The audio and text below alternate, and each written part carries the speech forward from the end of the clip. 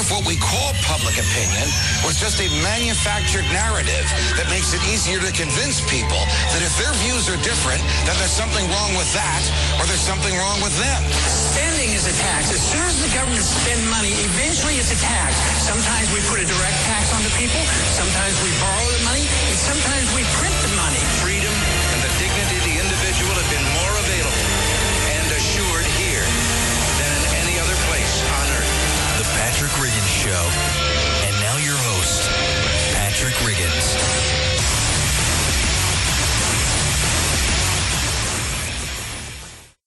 I was waiting on the music. Okay. Welcome again to the Patrick Riggins Show this week. We are having fun today. Bouncing Patrick around different studios, trying to get the feeds worked in. This week, I'm actually sitting in a different studio than I was last week. I'm sitting in one that's got all kinds of buttons and dials, and boy, I could just screw this show up in short order. But anyway, welcome to the Patrick Riggins Show. This is the one place you can refuel your freedom and liberty tanks for the upcoming week. And you know, lately it's been taking a lot of energy to get through the 7 days of stupidity and ignorance being demonstrated by both Congress and the president. Is it me, or does it sometimes seem like a race to see which side can violate their oaths of office quicker? But before we get going here, let me add that you're listening to the Patrick Riggins Show on the Libertarian Lighthouse Radio Network and locally here in Knoxville on News Talk 98.7 WOKI. But getting back into this, let's be honest, as you've come to expect me to always be on this show. Our federal government, well, it's become a circus. The reason that rodeo clown got in trouble wearing an Obama mask a few weeks ago is, I think it's because it hit too close to home. These people up there in Washington are nothing but clowns. The problem is their antics are costing us citizens our money and, unfortunately for some of us, our lives. But for those people, we're all told they're heroes. They're fighting for freedom and democracy. No, they're not. They're fighting because a bunch of jackasses in Washington, D.C. decided it was a good idea to send our soldiers to die for people other than Americans. That's not what our military is supposed to be used for. It's to defend us, American citizens. There's not too many of them in Afghanistan or Iraq or even Syria or Libya or Egypt. And if they are over there, hey, we should just tell them, you're on your own. If you're not smart enough to stay out of an unstable country, well, don't expect us to come over and save you. If Americans are over there and get killed because we sent them there, for example, Benghazi, then we should be bringing up the people who signed their orders on charges. You sent them to a known war zone where we shouldn't have been in the first place. You're responsible if something happens to them. You know, personally, if I'm working for the CIA and I get told I'm going to a war-torn country to train fighters to fight in Syria, I'm going to tell them go jump in the lake. But Patrick, they'd get fired for that. Hey, that's fine. I'm alive. I'll find another job to do here in this country that doesn't require me working with Al-Qaeda. That's what we're going to eventually find out was happening in Benghazi. We had CIA people over there training fighters to go fight in Syria. These were the same people we were dealing with in Afghanistan against the Russians back in the 80s, the groups that became Al-Qaeda. We're already hearing bits and pieces of that story starting to drizzle out here and there. That's why all the cover-up over at the State Department and the CIA. Hillary wouldn't have had too much of a chance to become president if she had been cavorting around with terrorists in Benghazi, even if it was to train them to fight against, Syrian President Bashar Assad. So now the terrorists over there in Syria, they start losing the war, and they decide to gas some people to bring the United States in on their side. We talked about this last week. That's why our so-called leaders in Washington are itching to go over there. They want to make sure any of our fingerprints are covered up. We don't want any of those people talking about how we or the Israelis supplied them with, training and or munitions for carrying out those chemical attacks. Now, we probably warned them not to do anything stupid like that, but of course they didn't listen. So now we have rogue units over there in Syria causing trouble. And the last thing we need now is for them to start telling some reporter how we abandoned them when we promised we'd help. If they did that, President Obama and a lot of people in Congress would have a lot of explaining to do. The American people don't want to be involved in this mess over there. I was looking through the paper, and a recent NBC Wall Street Journal poll found that 79% of Americans agreed the president must receive congressional approval before authorizing airstrikes against Syria. Another poll by, it's the Economist/YouGov poll, they found that 41% believe the president must always get congressional approval prior to the use of force. The issue with Syria is that only 21% of the public views the Syrian civil war as an immediate threat to U.S. national security. That's the only bright spot in the news on this situation. So far, the American people aren't falling for the smokescreen this time. I attribute a large part of that to shows like this one. Shows that encourage people to think and not just accept whatever's being told to them. That combined with the internet, where a ton of information can be found on the Middle East and what we've been doing over there throughout the years and how they've been fighting on and off amongst themselves for thousands of years. All of that has made the government's job that much harder in justifying these insane wars. Oh, real quick, speaking of killing people, I ran across this here. Have you thought about all of this in relation to the drug cartels slaughtering people just over our southern border? Heck, they're even doing it right here in our own country, on our side of the border. I got some numbers here. In 2012, there were 7,234 total dead in Mexico due to the drug war. 7,234 people dead. And we're going crazy over people almost half a world away being killed. Since 2007, there have been over 4,000 police killed as well. And yet we need to go to Syria to teach them a lesson. And it isn't just limited to Mexico. This violence extends all through Central and South America. But we need to go to Syria. That's the important place, Syria. When massive, unwarranted killing occurs right at our back door, but we refuse to do anything about it. We even have Americans dying on our side of the border, but nothing gets done. Syria. That's the main objective. Why is that? Well, your guess is as good as mine. I guess I don't know, maybe Mexico had more oil reserves or was located near some in the Middle East, kind of a linchpin country in there. We might be more interested in what's going on down there as well. This slaughtering of, Mexicans and Americans down there. They're all humans either way you go. But I guess they don't count as much. So sorry, fellow humans who just happen to live on or across the southern border. Your lives they're not as important as those in Syria. Too bad for you, I guess.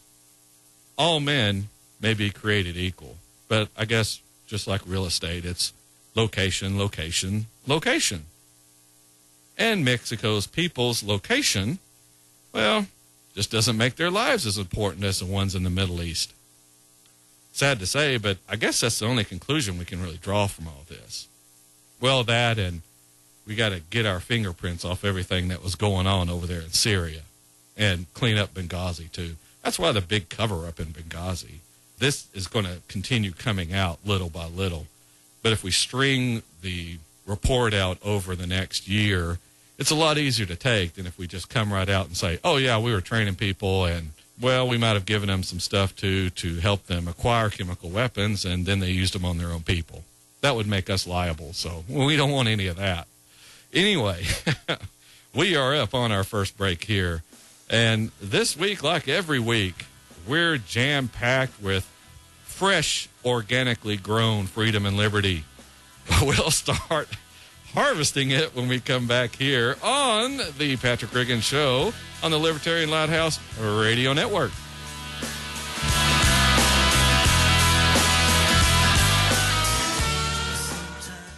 We're all living in America. I think we are anyway. Well, welcome back to the Patrick Riggin Show.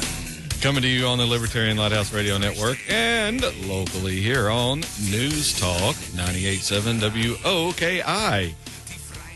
Starting off this segment, I want to remind you to keep something front and center in your brain. Yes, there's a lot going on in the world right now, but I want you to not forget Edward Snowden and what our government is still doing.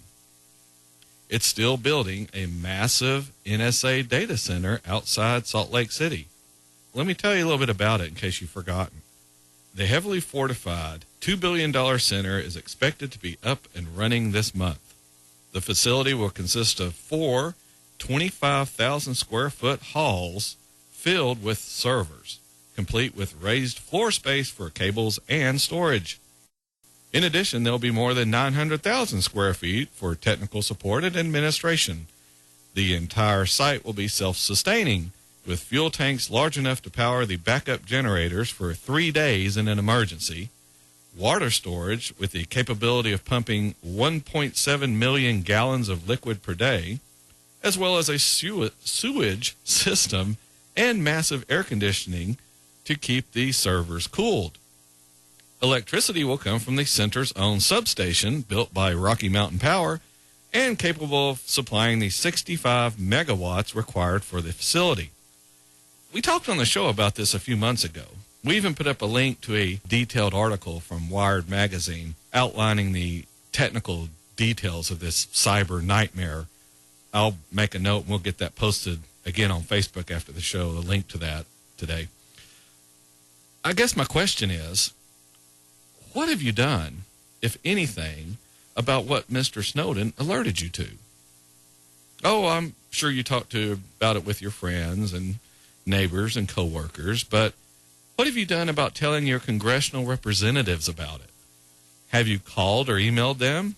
Have you written any letters? Have you done anything to try and change what's happening in Washington with all this spying on you? It's come out now that even the DEA has been spying on you, even more so than the NSA has. We posted that story over on our Facebook page this last week.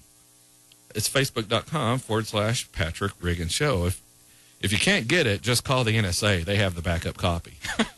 But my point is that you've had plenty of time to at least call Washington demanding they put a stop to all this spying on Americans. Have you bothered to do that? Have you attended any local political meetings trying to lay the groundwork to get this spying stopped? I don't care which political party you want to work in to get to this goal, the stopping of these spying programs. You can go Democrat, Republican, Libertarian, Constitutional, or even the Green Party. The question is, have you attended any meetings and started working to get candidates into office that will stop this sort of thing? So what have you done? Or are you content to let the government get away with doing this type of thing? These are the steps toward tyranny. These are the things occurring that your children and grandchildren will be asking you why nothing was done.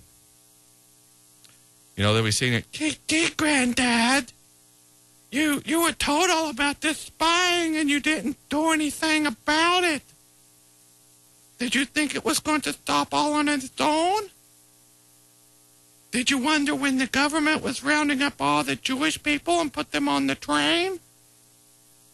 Did you think that maybe you should have started working to stop this sort of thing? That's what they're going to be asking you. Sure, in the future, the government will have passed legislation outlawing private communication. You will already have to have monitoring built into every communication device so the government has access whenever it wants. Now, this is already practically happening on the internet. These tech companies are required, in case you missed that, required to allow the government to monitor all of the communications passing through their networks. No choice in the matter, required. So when private communication is outlawed, will you be moaning and complaining then as well, but still not doing anything about it? As I just said, we're already halfway there, and yet you still aren't demanding your representatives do anything about it. Oh, it's about Syria now, Patrick. We're off that Edward Snowden, the NSA spying scandal. Oh, that's so last summer. The new hip thing now is to oppose Syria. Sure, opposing Syria is a good thing, but not having freedom from government snooping is much more important than bombing Syria. It makes a good distraction, though. Speaking of that, I warned you about this type of thing occurring back last summer. Here's a clip from the show back then. The government wants to divert your attention to the fact that Edward Snowden's a traitor. End of story. That's all there is to it. There's nothing to see here. He's a traitor. And hey, look, now we're talking about immigration. That's a hot button issue to distract you from all this spying. Don't you want to talk about that? These evil illegals coming into this country? You better look out. We're going to give them amnesty. We're going to let them stay and take your jobs. Hey, look. See those shiny keys we're dangling in front of you? Pay attention to that and don't worry about these constitutional violations, these invasions of your privacy. That was back last summer. Also, on another show, about a week or so after that one, here's another clip from what I said then. By the way, that's what all this hype about gay marriage and immigration is. It's a distraction from the bigger problem of the government spying on you. You see, gay marriage and immigration, neither of those two issues is as dangerous as the government spying scandal. That's why those things are being pushed to the front of the headlines, the front page of the newspapers. And all this spying, all this NSA, all this government violating your constitutional rights, all of that's being pushed to the back in order to make you forget all about what is really happening in this country. And you can add to that list Syria. What this radio show is all about is to inform you on what's really going on in this country, to try and help keep you focused on what's important, getting back our freedom and liberty, and stopping this march towards socialism, this march towards steadily increasing governmental tyranny. But if you don't do anything about it, if you just sit out there and say, hey, Patrick sure is right about that, but don't do anything, well, then I'm pretty much wasting my breath. If you're hoping that some politician's going to hear this show and, magically see the light, you're going to be really disappointed. There isn't a politician out there from any party that's willingly going to roll back government without pressure from their constituents. That's what's going to do it. Hoping they'll listen to this show or sending them links from our YouTube channel, none of that's going to work. What will work is you making it clear that they won't be in office past the next election if they don't straighten up and get this government under control. But Patrick, you'll say, grassroots efforts rarely work. Well, you're wrong. Just ask the Tea Party. Getting people together and working isn't that hard, but it isn't just going to spontaneously happen. You have to get involved. I don't know how many different ways I can beg you to try and work towards making your country better. It's like you have a Ferrari sitting in your backyard rusting away. You have this magnificent country that you're allowing to be stolen from you and your children by free-spending, tyrannical politicians and bureaucrats. You sit here week after week listening to me tell you all about the government doing this or the government doing that, yet you won't do anything to fix it. I'm doing my part, more than my part, actually. You want to talk about fairness in the country? Is it fair you have to work where others sit around and collect a government check? It isn't fair how you have to pay your mortgage every month while other people get theirs half forgiven because they were victims of the banks or predatory loans. It's not fair to have to pay for your food and also pay for someone else's too through the food stamp program. Well, how is it fair when some of us are trying to turn this country around? We're trying to stop all this governmental intrusion, and you sit there hoping to enjoy the fruits of our labors. Oh, we got that government spying program rolled back. Oh, that's good. You people did a good job. Glad I didn't have to lift a finger to help, but now I get to enjoy the privacy you people won from me. Does that sound fair to you? Look, I really enjoy doing this radio show, but I'll probably have other things I could be doing. The reason I started this show is because I was sick and tired of watching this country edge closer and closer to a completely government-dictated life. Already there isn't scarcely anything that the government doesn't regulate or have laws regarding. You've grown up under this burden, so you don't realize what it would feel like without it. You haven't experienced the true freedom and liberty that our forefathers had, and that's what we're getting back to. We're up on the bottom of the hour break. Here on the Patrick Riggins Show, we'll have even more when we come back in the last half hour of the big weekly show. Don't miss it.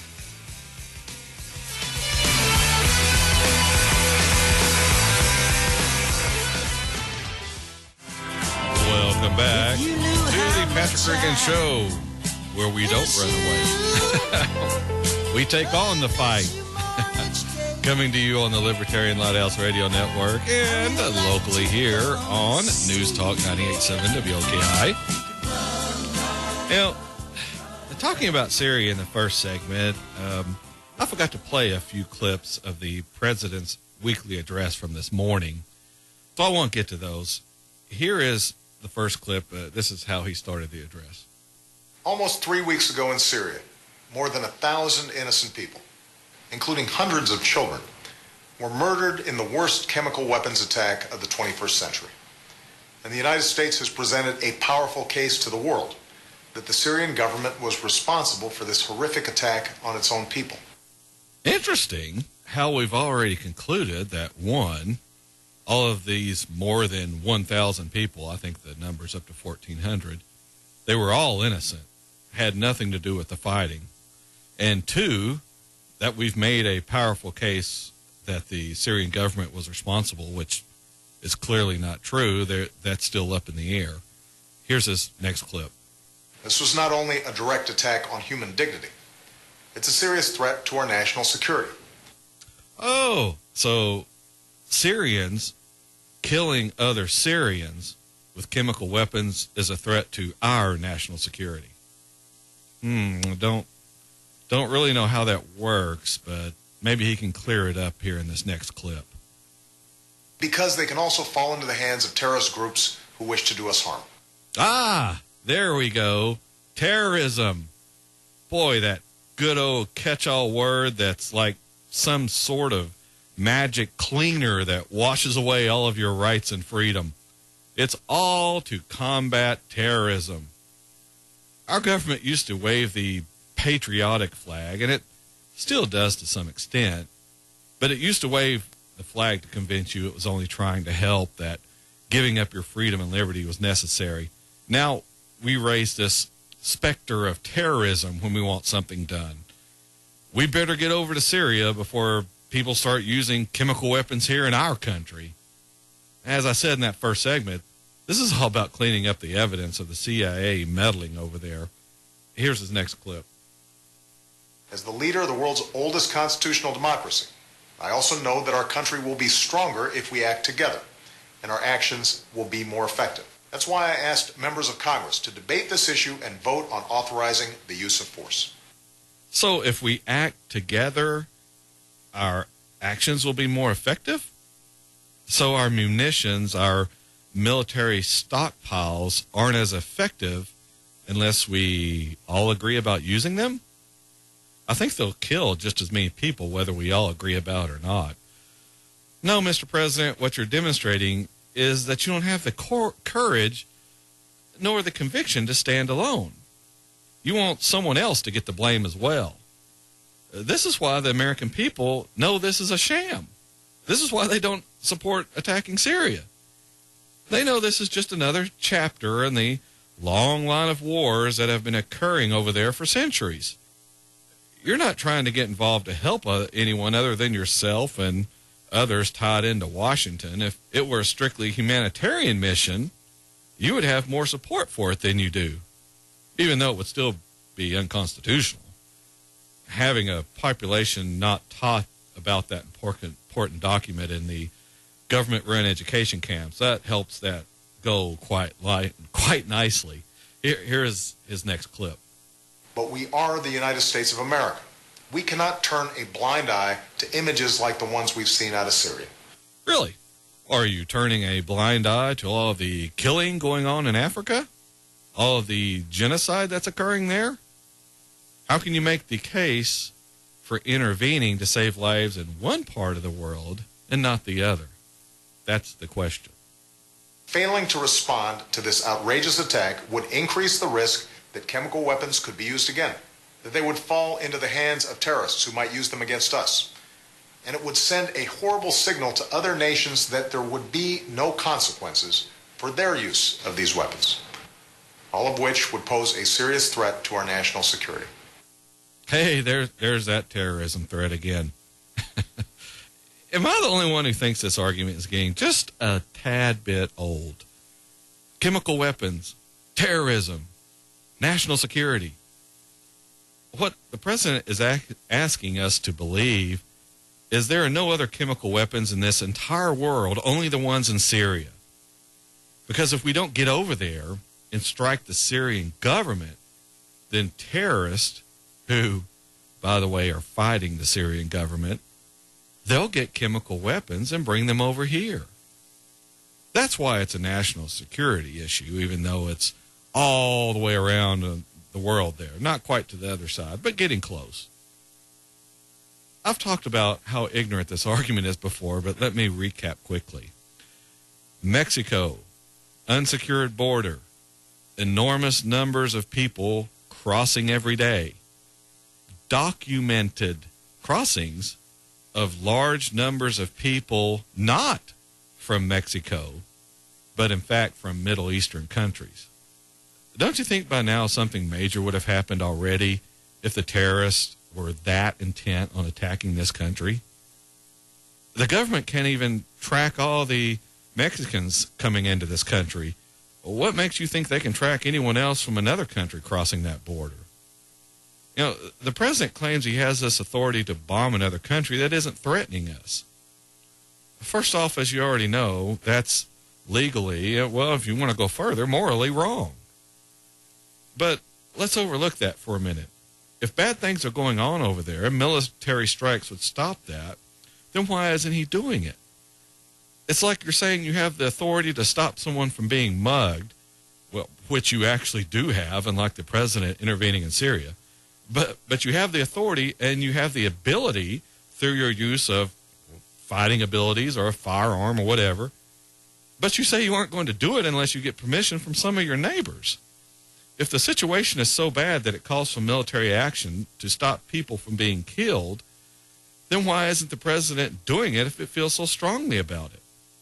How many people are dying while he's twiddling his thumbs seeking congressional approval that he claims he doesn't in fact need? I'll tell you why. It's because our president's been caught with his pants down. His bluff's been called, and he doesn't have the backbone to follow up on his statements. He was huffing and puffing about red lines and Syria better not cross them during his presidential campaign. He was trying to look tough, trying to look like he wasn't some spineless politician. Here he was trying to run his mouth, and somebody punched him in it. Now he's too scared to punch back. He knows he doesn't have the citizen support. The measly percent who do support him are the Kool-Aid drinkers that would support him no matter what. Doesn't matter if he's going to blow up the moon. Sure, Mr. President, we support you. These people who are selling this ill-conceived plan, they keep talking about U.S. credibility being at stake if we don't strike. Is that the standard that we're going to apply now? That our ego demands we follow through no matter how stupid the action is? Do you think the U.S. has any credibility left with the world after what we've been doing lately? Just look at how deep and broad this whole spying scandal does, what I talked about last segment. All the way around the world, our government is doing what we accuse the Chinese government of doing, monitoring the activities of its citizens. Oh, we'd never do that. It turns out that we are. We're constantly sticking our noses into other countries' business, trying to pick their leaders, trying to get rid of ones we don't like, despite what the population may want. Heck, the government's constantly intervening in our personal lives, so I don't see why we're surprised when it is one to do it outside the country. Doesn't make it any more right, though. We have an overwhelming majority of this country wanting to stay out of Syria, but the president and his cronies and leaders of both major political parties all want to go to Syria. Or, I mean, they want to send our military over there. They aren't going, as I've mentioned before. They're going to send others to fight when it's none of our business. All of those soldiers all get towed, and us too. These brave men and women are fighting for our freedom. They're fighting to protect others from tyrannical leaders when that's not our job at all. Just read the Constitution. All right, when we come back, we're going to make a little substitution in our stories and talk one more time about this Syrian authorization use of force vote that is coming up this week in Congress and some important things you really need to know about this. When we come back for the last segment of the Patrick Riggin Show.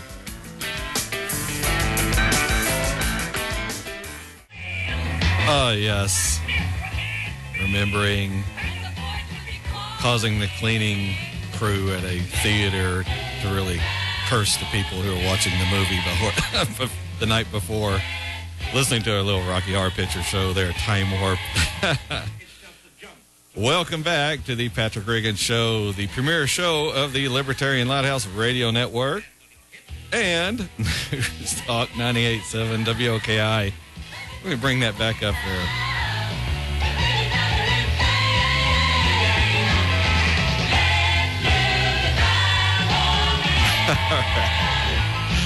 All right. Getting started into this segment here. I ran across this column on the 10th Amendment Center's website. It's about an hour before the show and made the official show host executive decision to cram it in this week. Now, normally I don't read a whole column. I'll take little tidbits here and there so you get an idea of where we're going. But this time, though, I want to read you the majority of this column because it makes a lot of good points concerning this upcoming vote in Congress, mainly on Syria. Pull it up here. Okay, this is from the 10th Amendment Center's website.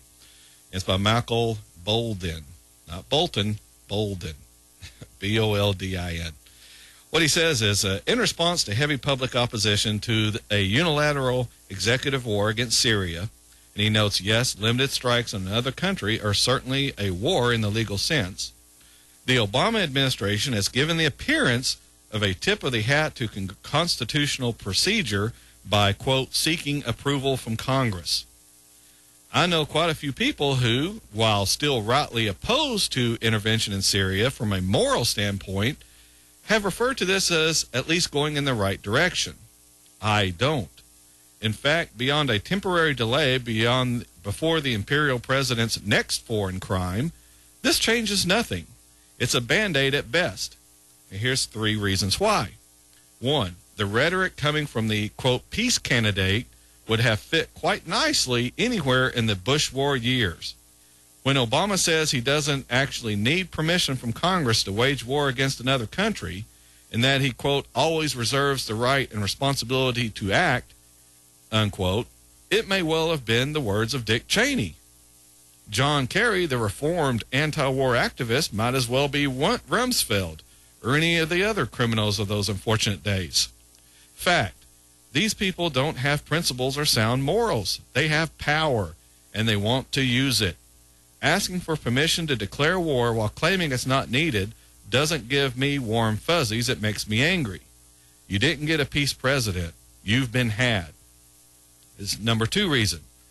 This so-called constitutional process proposed by the Obama administration is wildly unconstitutional at best.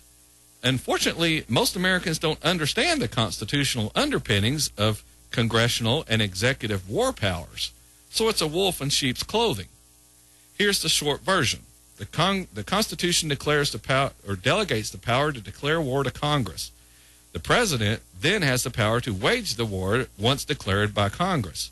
Just because Congress authorizes something does not mean it has fulfilled this requirement.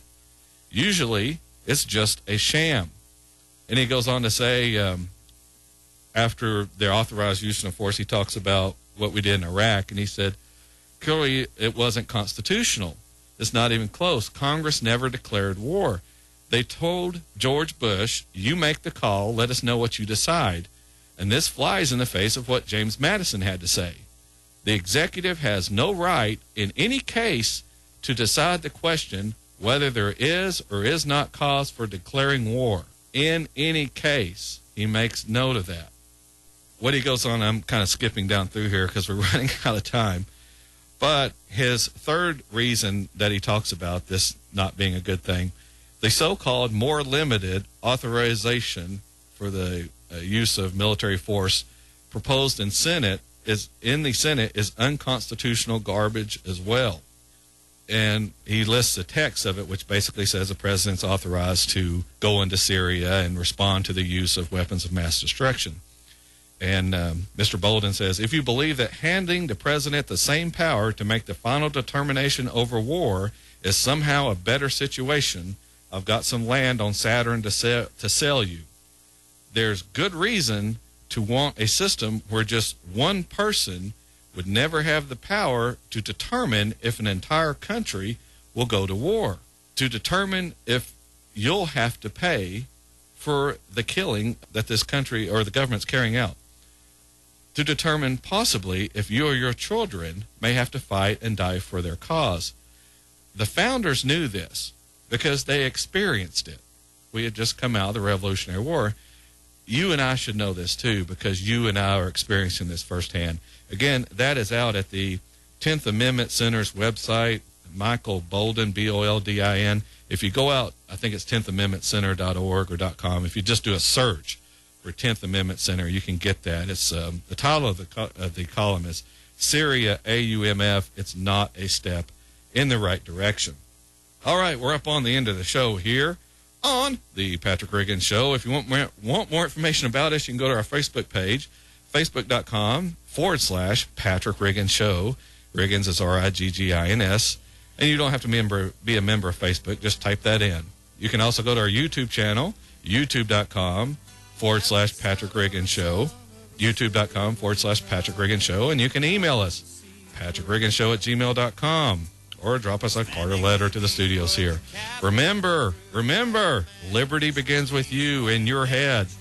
Join me next Saturday afternoon at 4, where we'll be fighting for freedom, liberty, and the restoration of the Constitution. Thanks for listening, and have a fantastic week. Read dozens of books about heroes and crooks, and I learned much. Join us again next week for a solid dose of truth on the Patrick Riggins Show. Be there.